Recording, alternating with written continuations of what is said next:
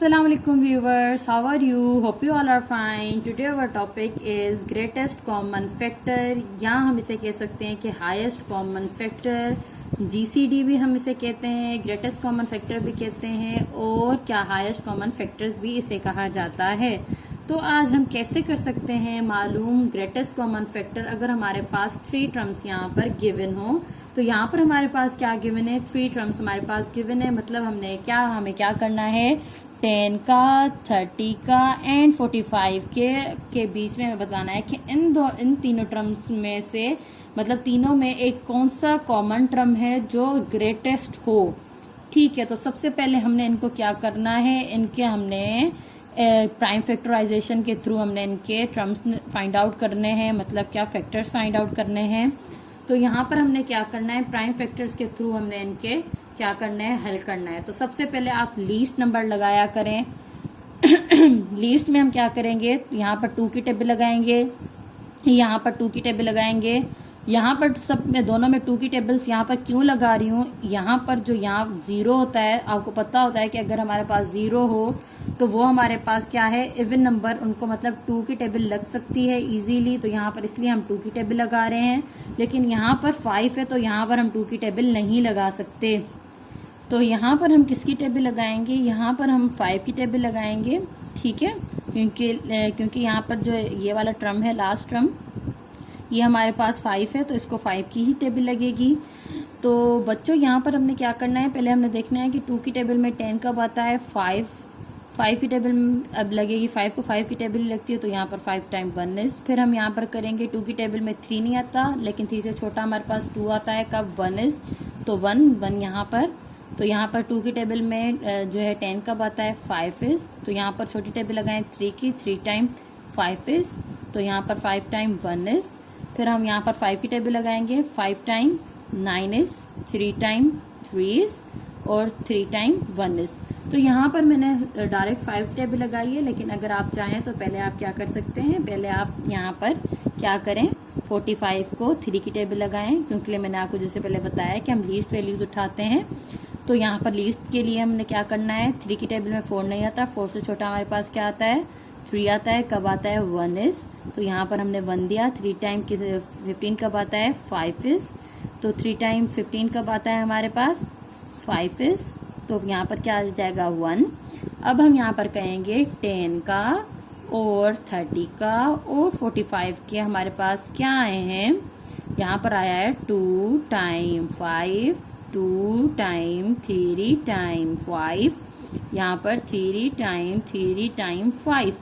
ठीक है, तो अब हमने क्या करना है, अब हमने यहाँ पर greatest common factor find out करना है, मतलब सबसे बड़ा कॉमन फैक्टर जो इन तीनों के पास क्या हो, कॉमन हो।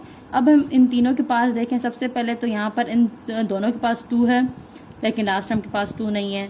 इन दोनों के पास 3 है, लेकिन फर्स्ट टर्म के पास 3 नहीं है। अगर 3 होता भी तो यहाँ पर इन तीनों के बीच में कॉमन जो थिंग है वो हमारे पास क्या है, 5 है।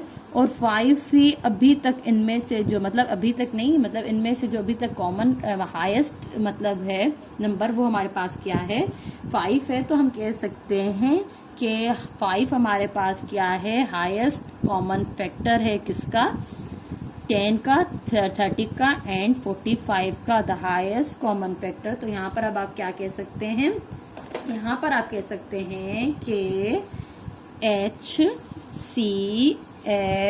of 10, 30 and 45 is equal to 5। तो यहाँ पर ग्रेटेस्ट कॉमन फैक्टर हमारे पास क्या आया है, ग्रेटेस्ट कॉमन फैक्टर यहाँ पर हमारे पास 5 आया है।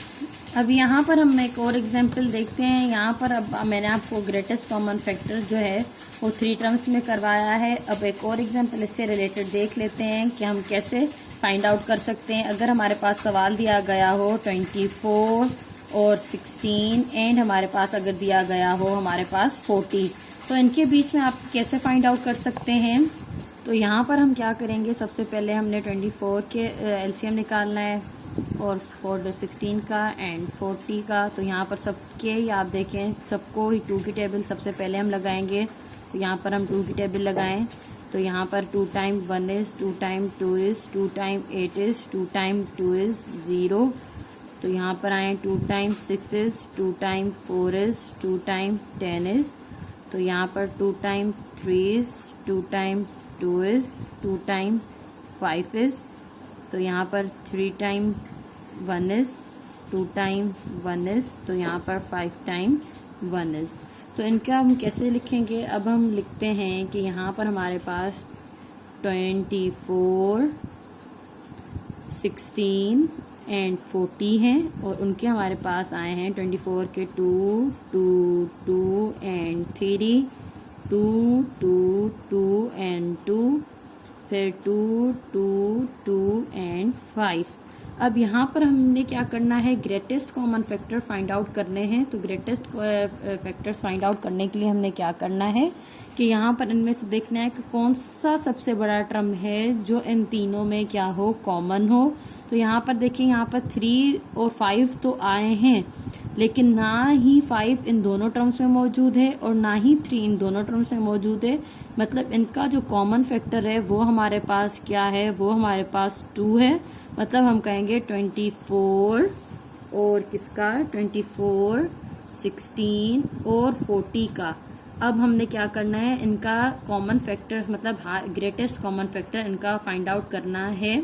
इनका ग्रेटेस्ट कॉमन फैक्टर करने के लिए एक तो यहाँ पर हमें तीनों ही टर्म्स में 2 कॉमन मिला है, फिर हमने दूसरा जब किया है तो तीनों ही टर्म में 2 कॉमन आया है, फिर हमने तीसरी दफ़ा देखा है तो तीनों टर्म में हमारे पास क्या आया है? 2 कॉमन आया है। तो अब हमारे पास ग्रेटेस्ट कॉमन फैक्टर होगा क्या? अब सवाल हमारा ये आता है, ठीक है। तो हमें आज यहाँ पर एक नई चीज़ सीखने को मिलेगी, इसीलिए ये एग्जाम्पल मैंने आपको ये करवाया है। तो यहाँ पर हमारे पास ग्रेटेस्ट कॉमन फैक्टर के लिए एक 2 पहले कॉमन निकला है, फिर दूसरा निकला है एंड फिर तीसरी दफ़ा, मतलब तीनों टाइम हमारे पास क्या आया है? 2 ग्रेटेस्ट कॉमन फैक्टर आया है, तीनों में ही ये मौजूद है। तो हम इसका आंसर कहेंगे कि 2 टाइम 2 इज़ 4, 4 टाइम 2 इज़ 8। तो हम कहेंगे कि ग्रेटेस्ट कॉमन फैक्टर या HCF हमारे पास टर्म किसका? 16 का, 24 का एंड 40 का हमारे पास क्या है? 8 है। तो इसका आंसर क्या आ गया? हमारे पास 8 आ गया है। होप सो कि आपको मेरी वीडियोस पसंद आई होंगी। अगर आप मेरी वीडियोस आगे भी देखना चाहते हैं तो मेरे चैनल को लाइक एंड सब्सक्राइब कीजिए। अगर आपके पास कोई भी क्वेश्चन है तो आप मुझे कमेंट कर सकते हैं। अल्लाह हाफिज़।